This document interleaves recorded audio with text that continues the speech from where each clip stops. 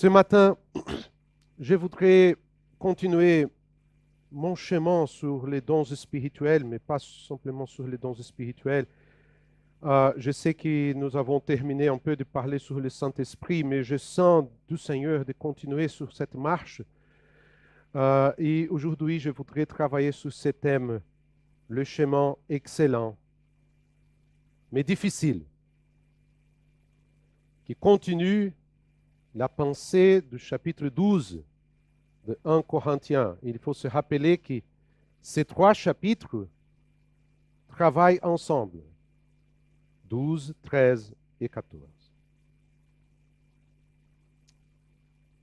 Et aujourd'hui, je n'aborderai que la première partie de ce texte d'un Corinthiens chapitre 13. Versets 1 à 3, je vous invite à me suivre. Ou je vous invite aussi à lire votre Bible, à allumer votre Bible, s'il vous plaît. Ça va? Si je parle les langues des hommes, et même celles des anges, mais que je n'ai pas l'amour, je suis un cuivre qui résonne ou une cymbale qui retentit.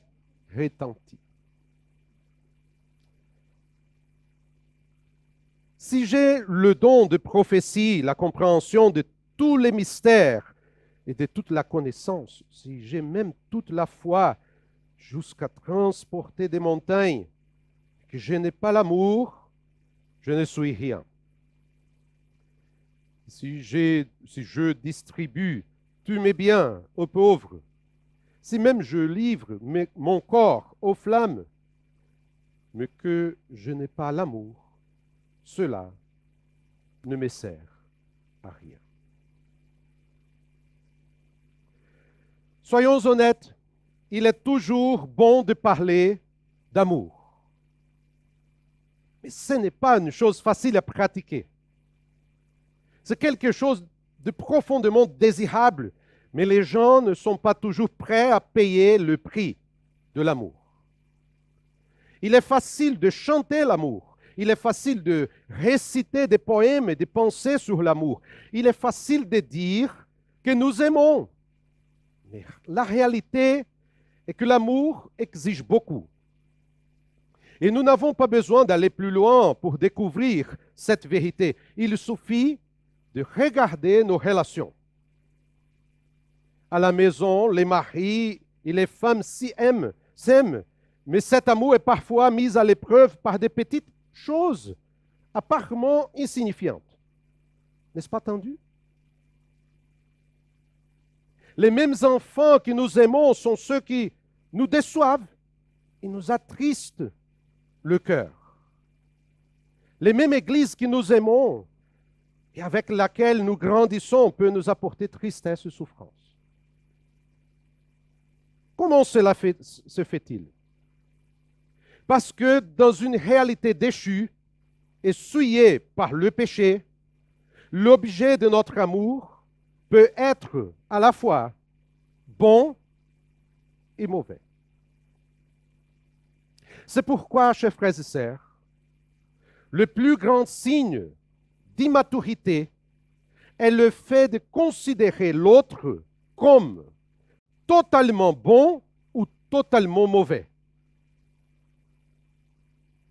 En réalité, personne n'est totalement bon ou mauvais, car chacun d'entre nous peut être à l'origine de l'amour ou de la haine. Et lorsque nous regardons cela, nous réalisons une première leçon importante ici. L'amour n'est pas un sentiment, mais une attitude. Et c'était le problème de l'église de Corinthe. Une communauté qui avait de sérieux problèmes relationnels, avec des divisions en son sein, un manque de sensibilité dans le culte, des rivalités personnelles entre frères et sœurs. Et tout cela montrait qu'il n'y avait pas d'amour parmi eux. Ce dont Paul parle ici n'est pas une parenthèse dans l'argumentation, car il n'a pas fini de parler des dons spirituels. Le but de l'apôtre Paul est d'insister sur le fait que le plus important n'est pas la pratique des dons, mais la pratique de l'amour. Et pour rappeler ce contexte, Paul écrit pour corriger le point de vue de l'Église à ce sujet, car il y avait un groupe qui s'appelait les spirituels, chapitre 12, verset 2, verset 1, et qui créait un problème dans le culte, peut-être par des paroles, chapitre 12, verset 3, et qui reflétait une attitude et des idées païennes, chapitre 12, verset 2. C'est pourquoi Paul montre que les dons sont destinés à l'édification de tous, qu'il s'agit d'une action totalement dirigée par le Saint-Esprit et qu'elle est destinée à renforcer et unir l'Église. C'est pourquoi il est utile l'image du corps. Il utilise l'image du corps pour montrer que tous les membres sont dépendants les uns des autres et doivent travailler à l'unité. Et la question est pourquoi Paul parle-t-il d'amour? Nous avons déjà vu dans un autre message que l'amour est la qualité fondamentale des autres vertus du fruit de l'esprit. Et lorsque nous regardons le passage, nous avons une perspective plus large sur le sujet proposé par Paul sous l'inspiration du Saint-Esprit. Que signifie être spirituel? Ce n'est pas une question vide de sens, car certains Corinthiens pensaient que la manifestation des dons était un signe de spiritualité. Mais ce n'est pas le cas, car il y avait de la division et même une influence païenne dans le culte. Et Paul réorganise donc ses idées et montre ici l'excellente voie. Avant d'aller un peu plus loin, j'ai besoin de vous expliquer un peu ces mots chrétiens. Il est important de comprendre pourquoi Paul utilise ces mots, agapé. En français, quand on parle d'amour, on utilise amour pour pratiquement tout. De l'amour de sa femme pour son mari, du mari pour sa femme, de l'amour pour ses enfants, à celui d'un film. J'aime ces films. Ou j'aime mon chien. Ou j'aime la tarte aux fraises au tiramisu. Bien gras et délicieux, n'est-ce pas? Mais en grec, et le Nouveau Testament a été écrit en grec. En grec, l'amour, il y a 4 mots. Eros, l'amour sexuel, physique. Ce mot n'apparaît pas dans le Nouveau Testament, non parce que la Bible rejette ce type d'amour, mais parce qu'à l'époque du Nouveau Testament, ce mot était davantage lié à la sensualité qu'à l'amour. Philia, le mot philosophie vient de philia. Le mot plus noble du grec ancien pour décrire l'amour. Il décrit une relation d'amitié profonde, chaleureuse, mais il décrit toujours un type d'amour humain dont la tension peut diminuer avec le temps. Existe aussi storge, qui est un mot plus limité de sa sphère, puisqu'il s'agit de l'amour du foyer, l'amour des parents et des enfants, des frères et sœurs, des proches, etc. Parmi ces concepts, rien n'est comparable à l'amour agapé. Ce qui est intéressant, c'est que ce nom n'apparaît pratiquement pas dans le grec classique, mais qu'il est apparu avec force dans les cercles chrétiens, indiquant une nouvelle perspective et une nouvelle attitude. Jésus est le plus grand exemple d'amour. C'est pourquoi les chrétiens doivent suivre cette trace. Le véritable christianisme n'est pas une religion individualiste, mais une religion de communion où l'amour s'exerce constamment au-dessus des préférences et des positions personnelles. L'amour est plus qu'une émotion ou un sentiment, car le véritable amour agit. Il n'exige pas d'aimer. C'est pourquoi Dieu nous a aimés le premier.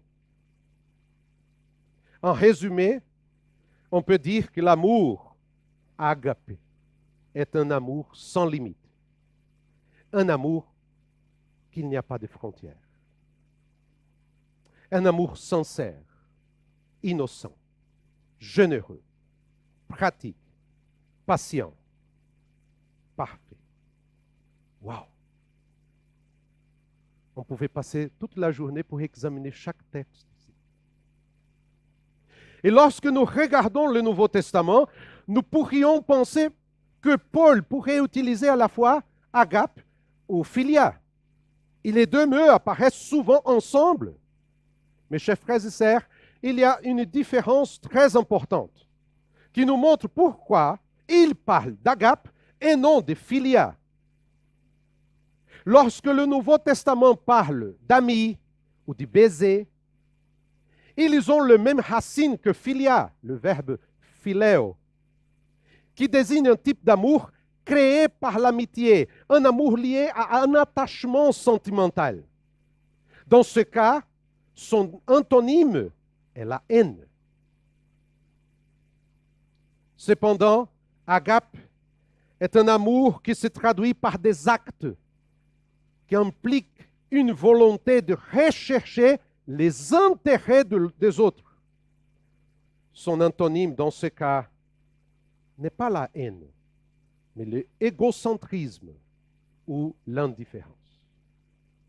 Ainsi, lorsque Jésus nous ordonne d'aimer nos ennemis, Matthieu chapitre 5, verset 44, il utilise le verbe agapao, c'est-à-dire qu'il nous ordonne, ne nous ordonne pas, au français, qu'il ne nous ordonne pas de faire un câlin et d'embrasser nos ennemis, dans une action purement émotionnelle, mais de rechercher leurs intérêts réels afin de leur faire du bien. À la manière de Dieu, qui a aimé un monde hostile. Agape. Est-ce que facile? Bien sûr que non. Sans la grâce, sans l'amour de Dieu en nous, nous serions le premier à envoyer tout le monde à l'enfer. Je pense qu'il y a ce type de sentiment quand on conduit la voiture. C'est là que Paul attire l'attention des Corinthiens sur la nécessité de repenser spirituellement les choses, car la base du caractère du Christ est l'amour. Comment Paul commence-t-il à présenter cette excellente voie? Verset 1, s'il vous plaît. Regardez votre Bible, s'il vous plaît. Si je parle les langues des hommes et même celles des anges, mais que je n'ai pas l'amour, je suis un cuivre qui résonne ou une cymbale qui retentit. Paul est en train de dire, regarde, pensez bien, Paul est-il en train de dire qu'il y a des langues des anges ici? Non. Il utilise une perspective hypothétique. Regardez bien, si. Si. Comme pour dire, même si je parle les langues des hommes. Et comme il s'agit, le problème central, c'était le don de langue, ou les dons, ou des choses qui se parlaient au moment du culte, Paul commence pour aborder ces sujets. Il élargit la perspective. Si je parle les langues des hommes, et pourquoi Paul fait-il ici cette première référence? Parce que les Corinthiens considéraient que pour être spirituel, il fallait des preuves visibles et extraordinaires. Mais ils ne voyaient pas que le problème dans l'Église se produisait à cause des choses qui étaient dites et éventuellement sans aucune compréhension, avec un langage extatique, allant même jusqu'au blasphème. Jésus est maudit. C'est ça qu'il va dire, chapitre 12, verset 3. Personne guidé par l'Esprit peut dire Jésus est maudit. C'est-à-dire qu'au moment du culte, avec une influence païenne, il y avait quelqu'un qui parlait des choses incompréhensibles et en même temps a dit Jésus est anathème.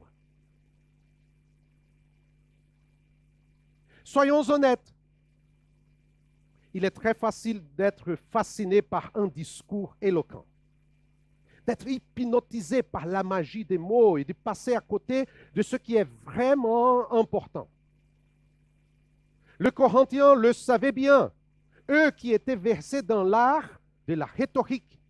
1 Corinthiens chapitre 1, verset 5. Paul aborde déjà ce sujet-là. Vous aimez les discours qui glorifiaient les dons de prophétie de langue.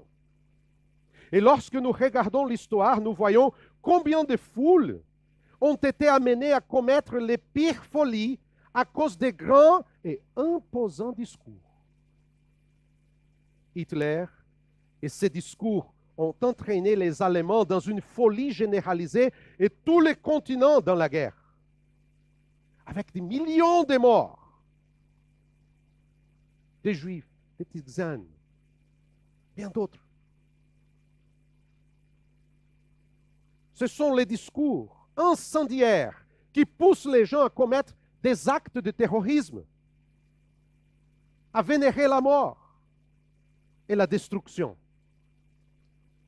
Et dans les églises, les gens se laissent parfois emporter par des discours et des phrases qui n'ont aucune valeur biblique, mais qui touchent les sentiments et amènent les gens à agir mécaniquement. Il y a une vérité importante ici, chers frères et sœurs.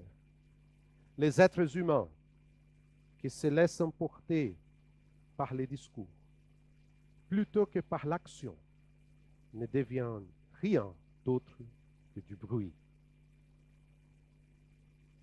C'est pourquoi Paul dit que sans l'amour, je serai une cuivre qui résonne ou une cymbale qui retentit. Une cymbale en cuivre fait peut-être beaucoup de bruit, n'est-ce pas? Ben, ben, ben, ben. Mais rien d'autre. Les sons des gongs et des cymbales étaient connus à Corinthe à cause des adeptes de Cybèle et de Dionysos. Et lorsque nous pensons à ce qui représente la manque d'amour, l'image est la même.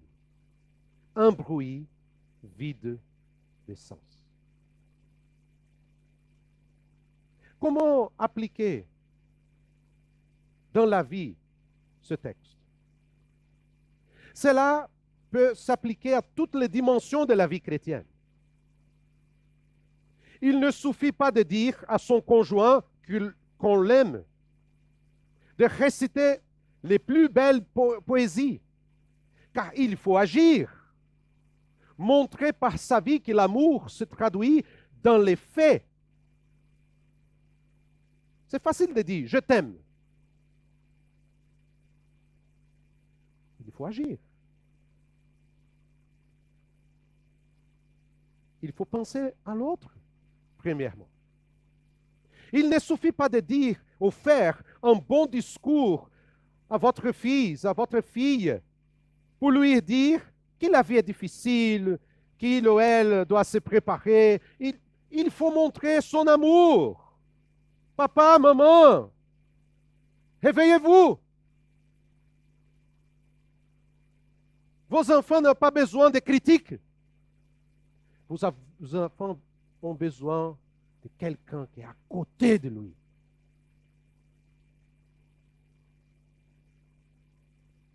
Il ne suffit pas de se dire spirituel. C'est facile. Je suis spirituel.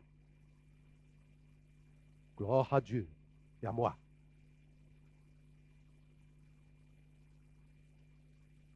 Tu connais mes dons? Je suis humble.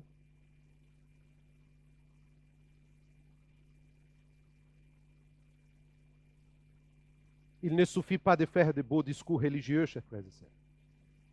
De citer la Bible de la Genèse à l'Apocalypse. Le diable peut le faire. Il faut montrer de l'amour pour ses frères et sœurs plus faibles. Tendre la main à ceux qui sont dans le besoin.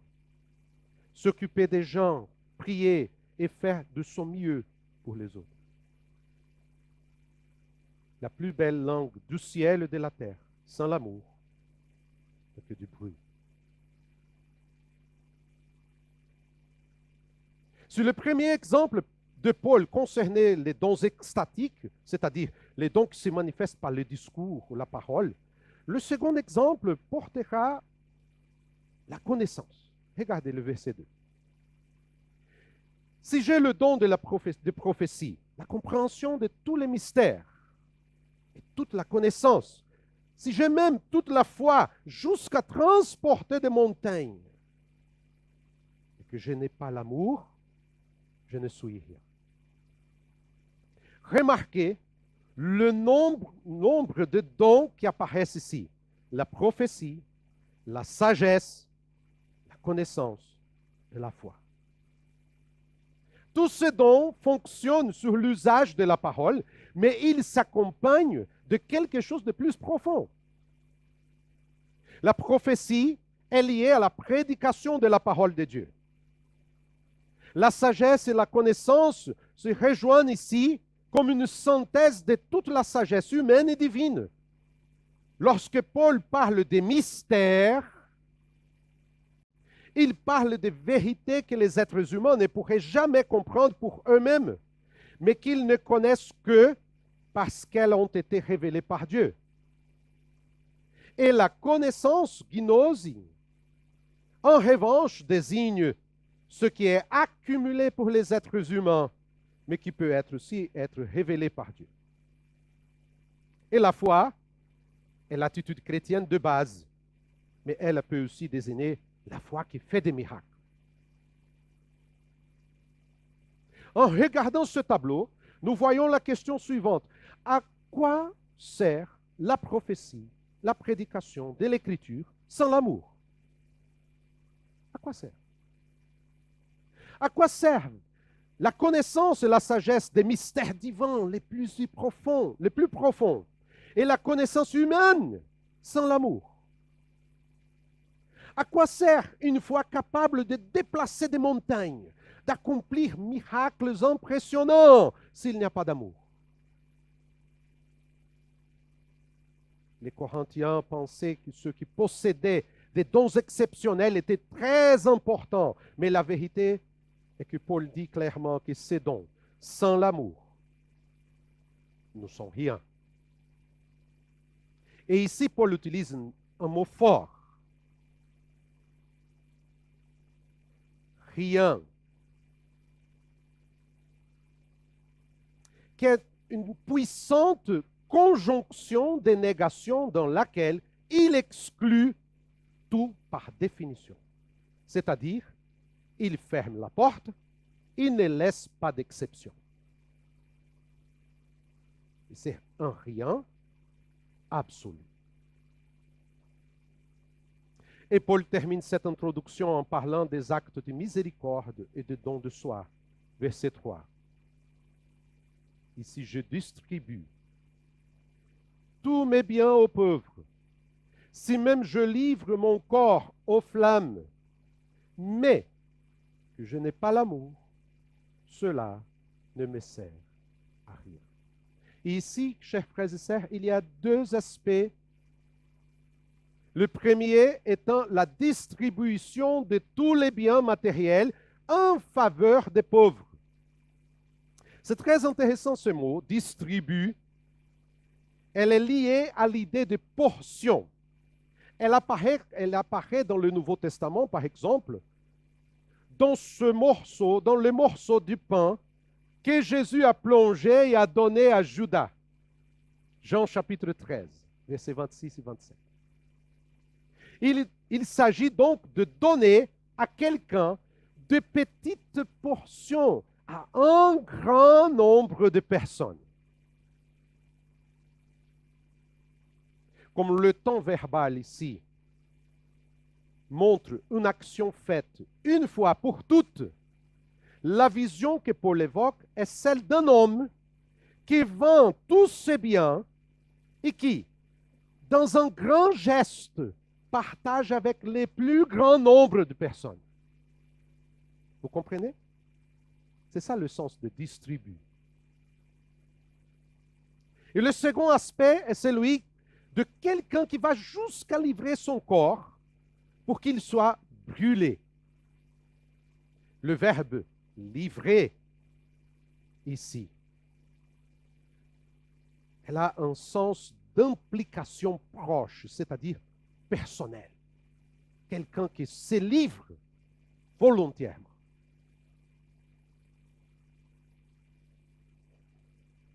Approfondissons notre réflexion.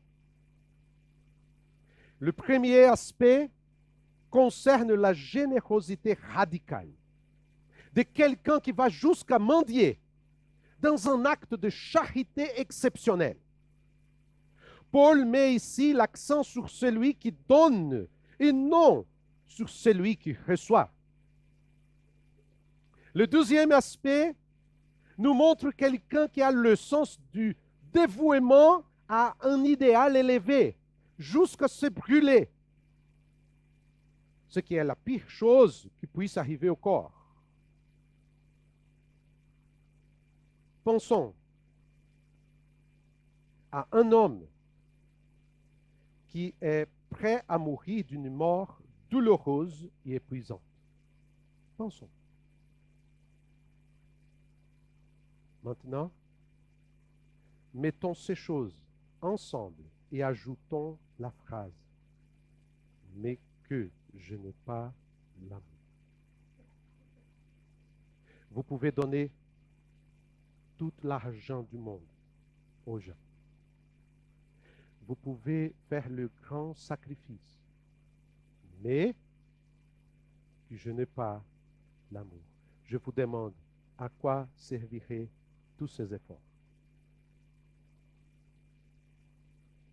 À l'époque de Paul, beaucoup de gens voyaient un grand mérite dans les actes de charité et de souffrance, mais l'apôtre rejette ce point de vue parce qu'en fin de compte, l'amour est nécessaire et rien ne peut combler son manque. Chers frères et sœurs, faire de grandes actions, donner des choses aux autres, n'implique pas toujours une bonne attitude du cœur. La philanthropie satisfait beaucoup de gens, mais elle cache parfois l'orgueil, l'arrogance de quelqu'un qui veut être admiré pour les autres et qui veut simplement que sa conscience soit apaisée. Oui, ils sont nombreux dans les cimetières, soldats ou terroristes, qui ont fait leur dernier sacrifice sans forcément agir par amour, mais seulement avec de fausses promesses d'un paradis qui n'existe pas. Tout cela est tragique. Il nous dit une chose simple. Les sacrifices sont inutiles lorsqu'ils ne sont pas le fruit de l'amour. Comment conclure cette section? chaque croyant ici est appelé à se donner en faveur des autres, librement et pleinement, dans l'amour. La véritable spiritualité ne se manifeste pas par l'expression extérieure des dons. Ce n'est pas parler en langue, prophétiser, connaître des mystères divins et humains, guérir ou faire des miracles, tout donner aux autres ou faire un sacrifice. Tout cela, sans amour, n'a pas de sens. L'amour est l'essence du caractère du Christ, la base de toutes les vertus spirituelles. À quoi bon parler le langage des anges, dont on sait qu'il n'existe pas, c'est une hyperbole? De quoi bon parler le langage des anges sans amour? Rien, rien, rien. Ma conclusion ce matin, c'est ma traduction libre du texte. J'ai essayé de faire une traduction libre du texte. C'est d'une manière ou d'une autre. Je pouvais parler toutes les langues, qu'elles soient de la terre ou du ciel. Mais sans la pratique de l'amour, ce ne serait qu'un bruit ennuyeux. Si j'avais le don de prêcher, connaître les mystères divins ou la science humaine, ou même une foi impressionnante capable de déplacer des montagnes, sans l'amour, je ne serais rien. Si je pouvais donner tous mes biens en tranches, si je pouvais personnellement donner mon corps pour m'en glorifier, sans amour, je n'ai rien à gagner. Jusqu'à quel point sommes-nous prêts à aimer vraiment? Qu'est-ce qui est le plus important? Ce que nous disons, ce que nous faisons, ce que nous sacrifions, ou l'amour que nous pouvons développer dans nos relations, que ce soit avec Dieu ou avec notre prochain? Que le Seigneur, par la puissance du Saint-Esprit, nous aide à suivre ces excellents schémas. Je vous invite à prier.